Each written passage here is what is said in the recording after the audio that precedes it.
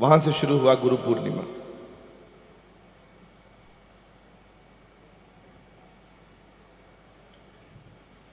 गुरु ब्रह्मा, गुरु विष्णु, गुरु महेश्वरा, गुरु साक्षात पार ब्रह्म तस्मै श्री गुरुवे नमः। भगवान ही गुरु हैं, ये इसका अर्थ। पर भगवान से पहले कहा गया है कि ब्रह्मा जी भी हैं, विष्णु जी भी हैं और शिव जी भी हैं। अब गुरु तीन तरह से, द डेफिनेशन ऑफ गुरु, तीन गुण सबसे आगे रखे गए, ब्रह्मा विष्णु महेश्वरा। साइंस आपने पढ़ी है? पढ़ी है सबने, जितनी भी पढ़ी है। उसमें एक प्रोटॉन आता है, उसको पॉजिट्रॉन भी कहते हैं। न्यूट्रॉन आता है और उसमें क्या आता है तीसरा? इलेक्ट्रॉन। ये तीन प्रकार के कार्य हैं।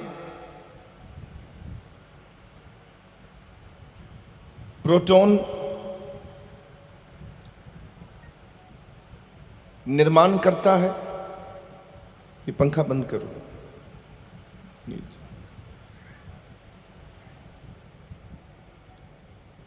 निर्माण करने का कार्य पॉजिट्रॉन का है।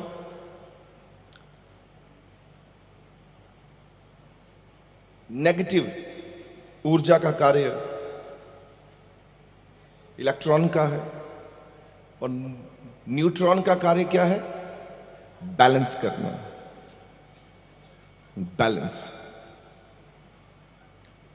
ओंकार, ओम गुरु, फिर कहते हैं ओंकार गुरु, ओम गुरु, गुरु वाहे नमो नमः, ओंकार गुरु गुरु, गुरु वाहे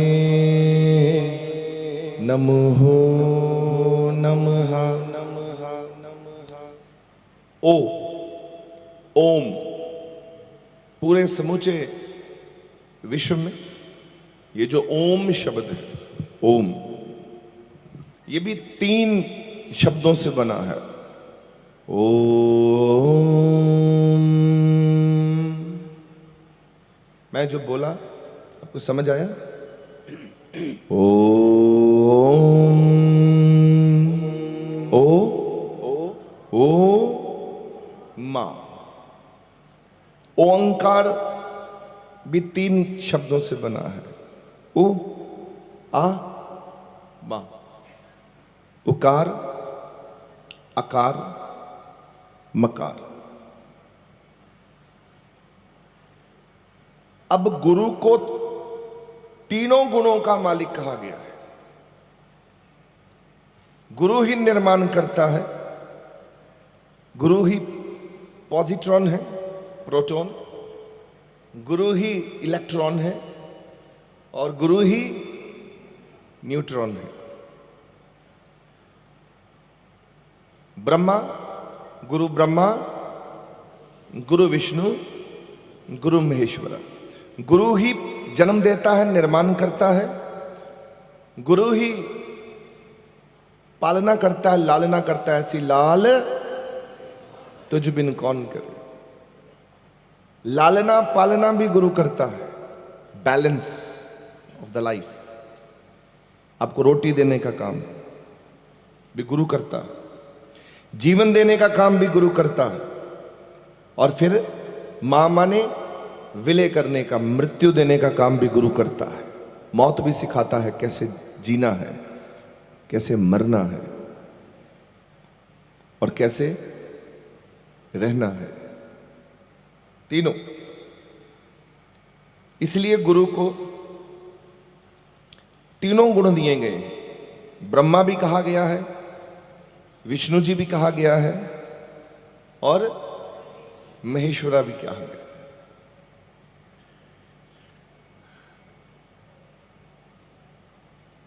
वेदों में कहा था यशादेवा पराभक्ति, यशादेवो पराभक्ति। अगर तू भक्ति करना चाहता है तो कौन सी भक्ति करेगा? यशादेवो पराभक्ति, यथा देवो तथा गुरुम। तो अपने गुरु की भक्ति करेगा, वही भक्ति तेरे काम आएगी। आप देवताओं की भक्ति करते हो, वो तो पराई भक्ति है। देवता को तो आप जानते भी नहीं कौन है, कहां नहीं। जो मेरे सामने ही नहीं है, उसकी भक्ति का आपको फल मिले या ना मिले, आपको क्या मालूम? आपने अपने मन से कर लिया, ठीक है। जो आपके सामने ही नहीं है। अच्छा, नरक, स्वर्ग और मोक्ष, ये भी इसी पे आधार पे बनाए गए हैं।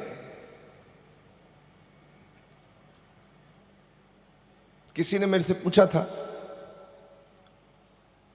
वो मैं उसे उत्तर दिया, आज आपको भी बोलता हूं। तो नरक, what is the meaning of नरक? नरक का अर्थ है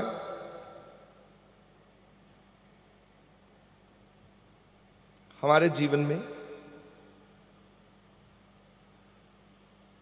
जो अपना जोर हम क्रोध की तरफ लगाते हैं, क्रोध, सारी शक्ति हम क्रोध को सिरजने में लगा रहे हैं, गुस्से में। और गुस्सा आपकी आदत बन गया। एक दिन आपने कल किया, परसों किया, तीसरे दिन आदत बन गई। आपकी जो आदतें बनती हैं, पहले तो वो संस्कार बनते हैं, संस्कारों से फिर क्या होता है? आदतों में कन्वर्ट होता है।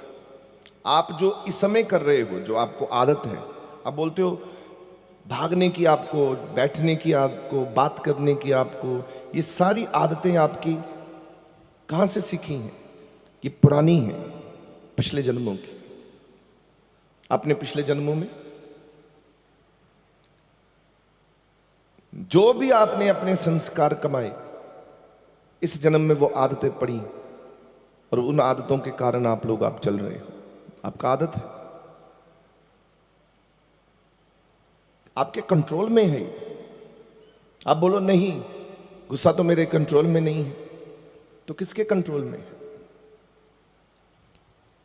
आप बताओ, किसके कंट्रोल में? आप इतनी शक्ति